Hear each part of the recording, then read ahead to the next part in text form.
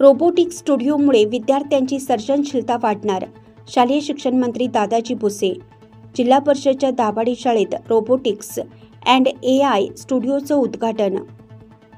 जिल्हा परिषदच्या दाभाडी शाळेत कार्यान्वित केलेल्या रोबोटिक्स अँड AI स्टुडिओमुळे विद्यार्थ्यांच्या सर्जनशीलतेला चालना मिळणार आहे.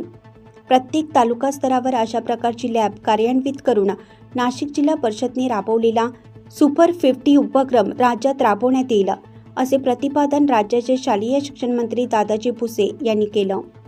जिल्हा परिषद नाशिक, जिल्हा विभाग मालेगाव आणि ग्रामपालिका दाभाडी यांच्या संयुक्त विद्यमाने आज सकाळी जिल्हा परिषदच्या शाळेत रोबोटिक्स आणि AI मेकर स्टुडिओचं उद्घाटन मंत्री दादाजी भुसे यांच्या हस्ते करण्यात आलं.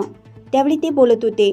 यावेळी जिल्हा परिषदेचे मुख्य कार्यकारी अधिकारी आश्मा मित्तल, सरपंच प्रमोद निकम, माध्यमिक विभागाचे शिक्षणाधिकारी प्रवीण पाटील, प्राथमिक विभागाचे शिक्षणाधिकारी भास्कर कनौज, गटविकास अधिकारी चंद्रकांत साबळे, गटशिक्षणाधिकारी निलेश पाटील आदी उपस्थित होते.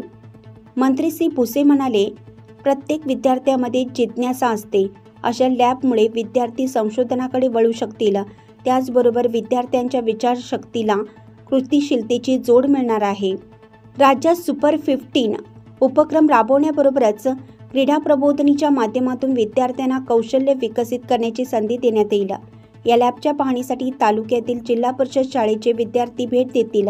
त्यामुळे दाभाडी ग्रामपंचायतीवरील जबाबदारी वाढली आहे, असेही श्री मंत्री भुसे यांनी सांगितलं.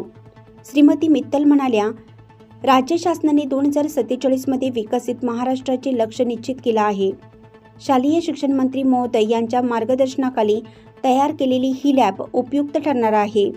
जिल्ह्यात 13 लॅब आहेत. या लॅबमध्ये 9 प्रकारची दालने आहेत.